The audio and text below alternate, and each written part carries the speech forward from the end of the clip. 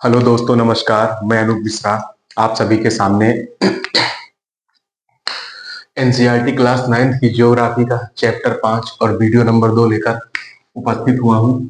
इसके पहले वाले चैप्टर में हम लोगों ने पढ़ा था कि प्राकृतिक वनस्पति तथा वन्य प्राणी के अंतर्गत कुछ वन लाइनर फैक्ट।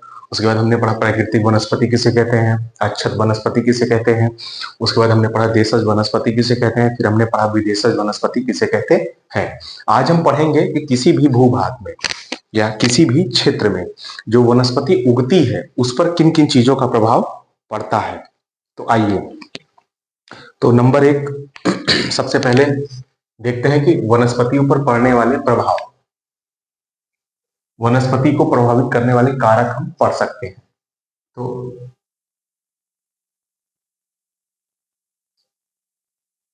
वनस्पति को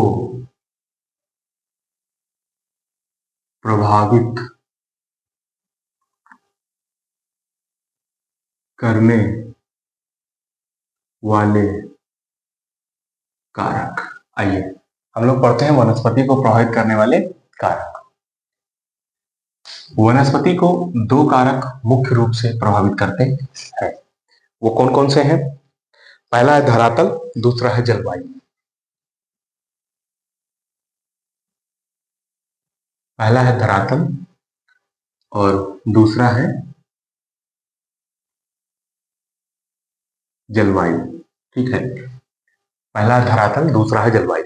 धरातल दो तरीके से प्रभावित करता है और जो जलवायु है वो 3 तरीके से प्रभावित करती है। ठीक है दोस्तों, आइए, जो धरातल 2 तरीके से प्रभावित करता है उसमें एक आता है भूभाग, दूसरा है आपकी मृदा। और जलवायु जो आपको प्रभावित करता है उसमें 3 कारक हैं। एक है आपका सूर्य का प्रकाश, सूर्य का प्रकाश, उसके बाद तापमान और तीसरा वर्षा। ठीक है, तो प्रश्न जब आपके पास आएगा कि वनस्पति को प्रभावित करने वाले कारक कौन कौन से हैं। ठीक है, वनस्पति को प्रभावित करने वाले कारक कौन कौन से हैं, तो मुख्य कारक 2 ही है, एक धरातल और दूसरा जलवायु। धरातल के जो उप कारक है उसमें भूभाग यानी कि जमीन आपकी है, ट्रेन कैसी है, ट्रेन पथरीली है कि नहीं, मिट्टी वाली है, गाद वाली है, कैसी है। मृदा, मृदा में कई प्रकार की मृदा आएंगी, काली मृदा, लाल मृदा, पीली मृदा, लेटराइट मृदा, जलोढ़ मृदा, इस टाइप के ये। उसके बाद सूर्य का प्रकाश, उसके बाद हाँ दूसरा जलवायु। जलवायु में 3 चीजें आएंगी। सूर्य के प्रकाश से भी जलवायु डिफाइन होता है और जलवायु वनस्पति पर प्रभाव डालता है, वो भी कैसे हम आपको बताएंगे। अगला है आपका तापमान। तापमान के कम होने से या तापमान के ज्यादा होने से वनस्पतियों पर कैसे प्रभाव पड़ता है ये हम आपको समझाएंगे। अगला है वर्षा। वर्षा के माध्यम से जलवायु पर कैसे प्रभाव पड़ता है। जहां वर्षा होती है वहां पर किस प्रकार की वनस्पति, जहां पर वर्षा नहीं होती वहां पर किस प्रकार की वनस्पतियां पाई जाती है। तो आइए, तो सबसे पहले वनस्पति को प्रभावित करने वाले कारकों में सबसे पहले हम धरातल की बात करेंगे। किसकी बात करेंगे? धरातल की बात करेंगे। धरातल में सबसे पहला हम उठाएंगे भूभाग। धरातल में हम सबसे पहले हेडिंग उठाएंगे क्या? भूभाग। भूभाग। भूभाग कैसे वनस्पतियों को प्रभावित करता है, जैसे कि हम यहाँ पे भारत का नक्शा देख रहे हैं। ये उत्तर में अपना हिमालय है, पूरब में भी थोड़ा सा हिमालय का भाग है। ठीक है, तो हिमालय में बेसिकली क्या पाई जाती है? चट्टानें पाई जाती हैं। क्या पाई जाती है? चट्टानें। चट्टानों में तो कोई विशेष प्रकार की वनस्पति पाई नहीं जाएगी। क्यों? क्योंकि चट्टानें बहुत कठोर होती है। जब चट्टानें बहुत कठोर होंगी तो उन कठोर चट्टानों में जो पौधे के जड़ हैं वो जड़ अपनी पकड़ बना नहीं पाएंगे, तो वहां पे घास फूस, झाड़ियां, छोटे छोटे घास, ये सब चीजें उत्पन्न होंगी। ठीक है, ये तो हिमालय की बात होगी। तो हिमालय में उस तरीके से वन नहीं पाए जाएंगे जिस तरीके से वन आपके मैदानी भागों में पाए जाएंगे। लेकिन वही जब हम मध्य भारत की बात करते हैं यानी कि इस क्षेत्र में, यहाँ की जो मिट्टी है वो कैसी है? जलोढ़ मृदा है। कैसी मृदा है बच्चों? जलोढ़ मृदा। यानी कि जो चट्टाने हैं इनसे ये जलोढ़ मृदा क्या है, बहुत ज्यादा नर्म है, यानी कि मुलायम है। जो पौधे यहाँ पे पाए जाएंगे वो जब उगेंगे जमीन में तो अपनी मिट्टी में जो अपनी जड़ है बहुत मजबूती से रखेंगे, और जब बहुत मजबूती से रखेंगे तो जमीन पानी सोखता है और जमीन में तमाम प्रकार के मिनरल्स वगैरह होते हैं, तो उनके माध्यम से ये जमीन क्या है, मिनरल्स को अवशोषित करती है। और जब जमीन मिनरल्स को अवशोषित करती है तो ये पौधे बड़े होंगे, मोटे होंगे, छायादार होंगे, फलदार होंगे। तो इस तरीके से चट्टानों में यानी कि यहाँ और भारत में भूभाग के हिसाब से आप देख सकते हैं कि किस प्रकार वनस्पति को प्रभावित करता है। हमने आपको समझा दिया। अगला आइए मृदा। अगला क्या कारण है, मृदा। सॉरी, थोड़ा सा तबीयत नहीं ठीक है। अगला है मृदा। मृदा कैसे प्रभावित करेगी आपके वनस्पति को, ये सोचने वाली बात है। मृदा में जब आप मृदा के प्रकार पढ़ेंगे तो कहीं पे 6 प्रकार के मृदा, कहीं पे 8 प्रकार के मृदा, और विभिन्न वैज्ञानिकों और विभिन्न देशों की भूगर्भिक संरचना के आधार पर मृदा के प्रकार को बताया गया है। लेकिन भारत में कुछ विशेष प्रकार की मृदा है और उन मृदा में विशेष प्रकार के उन मृदा में भारत में विशेष प्रकार के पौधे उत्पन्न होते हैं। जैसे जैसे मृदा के कई प्रकार हैं, उस मृदा में कुछ तत्वों या खनिज लवणों की मात्रा अधिक होगी, कुछ मृदा में कुछ अन्य तत्वों के और लवणों खनिज की मात्रा अधिक होगी। इसलिए जिस पेड़ को या पौधे को जिस खनिज या लवण की मात्रा चाहिए, अगर वो उसी जमीन में उगा है तो बहुत तेजी से वृद्धि करेगा। अगर वो उसी जमीन या पौधे में या टेरेन में नहीं उगा है तो वो वृद्धि नहीं करेगा। इस प्रकार से जो मृदा है वो वनस्पति को प्रभावित करती है। इतनी चीजें आप लोग समझ गए। अब हम आते हैं जलवायु। हम लोग दोस्तों किस पे आते हैं, जलवायु पे। जलवायु, तो जलवायु के बेसिकली 3 कारण है। पहले है सूर्य का प्रकाश। क्या है, सूर्य का प्रकाश। ठीक है, तो सूर्य का प्रकाश भी वनस्पति को प्रभावित करता है। इसको हम थोड़ा सा समझते हैं। जैसे मान लीजिए ये आपका एक पेड़ है। क्या है दोस्तों, पेड़ है। इसकी ये जड़ें निकली हुई है। ठीक है, इसकी ये जड़ें निकली हुई है। ये इसकी पत्तियां हैं। ऐसे रफली बना दे रहा हूं थोड़ा सा। और ये आपका सूरज है। क्या है, सन।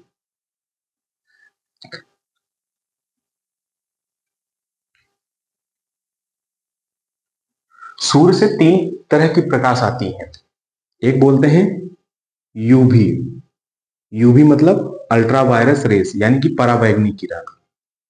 पराबैंगनी किरण। दूसरा आपका आता है दृश्य प्रकाश। क्या आता है, दृश्य प्रकाश।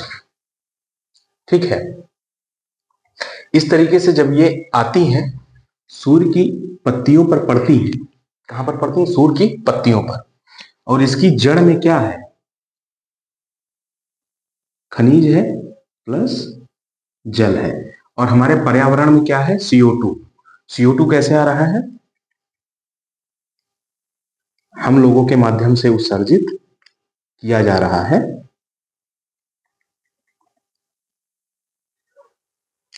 हमने बनाया। तो जब सूर्य से किरणें आई तो इन पत्तों में क्या उपस्थित है, क्लोरोफिल। क्लोरोफिल। ठीक है, अब सबसे पहले क्या हुआ, हाइड्रोजन प्लस कार्बन डाइऑक्साइड मिला किसमें, सूर्य के प्रकाश में। और जब ये पत्तों पर पड़ा तो पत्तों में क्या था, क्लोरोफिल।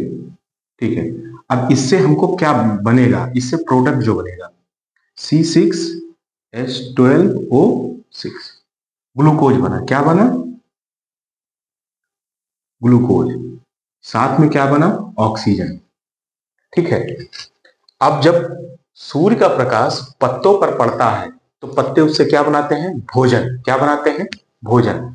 अब जैसे कि आपने एक वन का नाम सुना होगा, अमेजन वन। अमेजन वन इतना ऊंचा है, मतलब उसके जो पेड़ हैं अधिकतम उसकी ऊंचाई जो है 60-60 मीटर तक है। हाईएस्ट ऊंचाई एक एक पेड़ की 60-60 मीटर है। और इसी प्रकार से 60-60 मीटर ऊंचे, यानी कि हम अपने घर की छत भी लगवाते हैं तो 10 से 12 फीट पे लगवाते हैं, उसी अपनी छत को 6 बार मल्टीप्लाई कर दो, उतना ऊपर कोई पेड़ जा रहा है। ठीक है। तो उस वन में जो नीचे पेड़ होंगे वो क्या फल फूल पाएंगे? क्या उनमें सूर्य की रोशनी पहुंच पाएगी? यानी कि जिन पौधों में सूर्य की रोशनी नहीं पहुंच पाएगी उन पौधों का विकास हो सकेगा? नहीं हो सकेगा। तो इस प्रकार जो सूर्य का प्रकाश है हमारी वनस्पति को क्या करते हैं? प्रभावित करते हैं। वनस्पतियों को क्या करते हैं दोस्तों? प्रभावित करते हैं। ठीक है, ये हो गया। और दूसरा, तापमान। एक चीज जान लीजिएगा, जैसे जैसे मान लीजिए पृथ्वी है, क्या है ये? पृथ्वी की सतह है। ठीक है, ये हमने क्या बनाया? पृथ्वी की सतह। तो जैसे जैसे हम पृथ्वी की सतह से ऊपर जाते जाएंगे वैसे वैसे जो तापमान है वो कम होता जाएगा, डिक्रीज होता जाएगा। यानी कि क्या होता जाएगा? कम होता जाएगा। और जैसे जैसे तापमान कम होता जाएगा वैसे वैसे पेड़ पौधे जितने भी प्रकार के हैं उनकी वैरायटी में, उनकी संख्या में क्या होता आएगा? कमी होती जाएगी। यानी कि कहीं न कहीं तापमान भी हमारे पर्यावरण में उपस्थित पौधों को या वनस्पतियों को प्रभावित करते हैं। ठीक है। अब कैसे? जैसे मान लो ये एक पहाड़ है, हमने क्या बनाया? पहाड़। अभी जब हम पर्वतीय वन पढ़ाएंगे तो बताएंगे। तो पर्वतीय वन में शुरुआत के 1000 मीटर में अलग प्रकार के वन, 3000 मीटर तक अलग प्रकार के वन, 4000 मीटर तक अलग प्रकार के वन, 4000 मीटर से ऊपर यानी कि जब हम पर्वत पर 4400 मीटर या इससे ऊपर जाते हैं तो पर्वतों पर क्या जमने लगता है? बर्फ। क्या जमने लगता है? बर्फ। यानी कि बर्फ। तो वहां पे बर्फ जब होगा तो सूर्य की प्रकाश जाहिर सी बात नहीं होगी, जमीन दिखेगी नहीं, तो वहां पौधा होगा? नहीं होगा। तो इसके ऊपर क्या पौधे नहीं पाए जाते, सतह से 4400 मीटर के ऊपर। तो देख लीजिए पर्वतीय वनों में ही इतने सारे प्रकार आपको देखने को मिल गए। तो नीचे थे यहाँ पे तापमान कुछ था तो पौधों का अलग प्रकार, आप यहाँ पे आए तो तापमान कुछ हुआ, पौधों का अलग प्रकार, आप यहाँ पे आए तो तापमान कुछ हुआ, पौधों का अलग प्रकार। तो इस प्रकार तापमान भी हमारी वनस्पति को क्या करता है? प्रभावित करता है। ये चीजें आप लोगों को समझ में आई? ठीक है। अब अगला है वर्षा। क्या है? वर्षा। इसको थोड़ा सा मिटा देते हैं, इसके बाद आपको वर्षा अच्छे से समझाते हैं।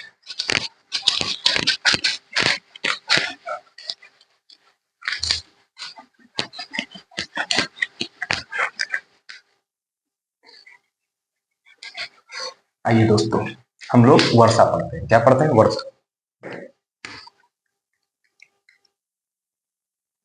वर्षा कैसे प्रभावित करता है? ठीक है। एक, जहां वर्षा होती है, क्या होती है? होती है ज्यादा। एक जहां बहुत कम, क्या होती है? बहुत कम। जहां पे वर्षा ज्यादा होगी वहां पे जो वनस्पतियां हैं वो सघन होंगी। कैसी होंगी? सघन होंगी। और जहां पे वर्षा बहुत कम है वहां पे वनस्पतियां विरल होंगी या फिर नहीं होंगी। नहीं होंगी। जैसे राजस्थान देखिए आप, राजस्थान में आपको वनस्पति मिलेगा? नहीं मिलेगा। आपको राजस्थान में ऐसे ऐसे पेड़ पौधे मिलेंगे जिनकी पत्तियां सूख कर बहुत छोटे छोटे कांटों का आकार ले चुकी हैं, जिससे वाष्पोत्सर्जन कम हो सके। और वाष्पोत्सर्जन कम होगा तो पौधों को कम पानी की जरूरत पड़ेगी और वो वहां पे उगाएंगी और वहां पे रहने वाले जानवर उस पर डिपेंड हो जाएंगे। लेकिन जहां पे वर्षा ज्यादा होगी, जैसे अपना पश्चिमी घाट का पश्चिमी भाग, केरल का के तट का पूर्वी भाग, और उसके बाद आपका अंडमान और निकोबार, आपका लक्षद्वीप समूह, ये समुद्र की के बीचों बीच में कापू के रूप में यहाँ पे इतनी वर्षा होती है, इसलिए यहाँ पे बहुत ही सघन वन पाए जाते हैं। लगभग भारत के जैव मंडल, आरक्षित रिजर्व वगैरह इन्हीं सब क्षेत्रों में सबसे ज्यादा है।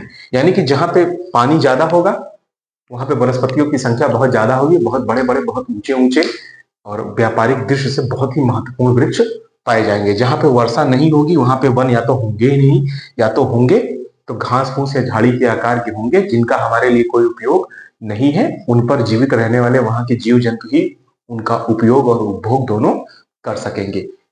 हमने इस वीडियो में आपको वनस्पति को प्रभावित करने वाले कारक बता दिए हैं, ठीक है। इसके बाद जो हम अगला वीडियो बनाएंगे तो हम उस पर बताएंगे वनस्पति के प्रकार। तो वनस्पति कितने प्रकार के हैं उसको लिखवाएंगे, उसको फिर इस मैप जो ड्रॉ किया है इस मैप के माध्यम से हम आपको समझाएंगे, और उसके बाद एक एक वनस्पति को अच्छे से लिख कर और उसके बारे में वो कितने प्रकार के क्या कैसे हैं हम उसको अच्छे से लिखेंगे कि कितने सेंटीमीटर में कौन सा वन भारत के किस क्षेत्र में स्थित है, वहां पर किस प्रकार की वनस्पतियां पाई जाती हैं और उन वनस्पतियों का नाम क्या है, उनका व्यापारिक उपयोग है या नहीं, वह क्षेत्र भारत के किस जगह पर स्थित है। इस तरीके से हम पढ़ेंगे, ठीक है दोस्तों। तब तक के लिए चलते हैं। जय हिंद, नमस्कार, राम राम, राधे राधे।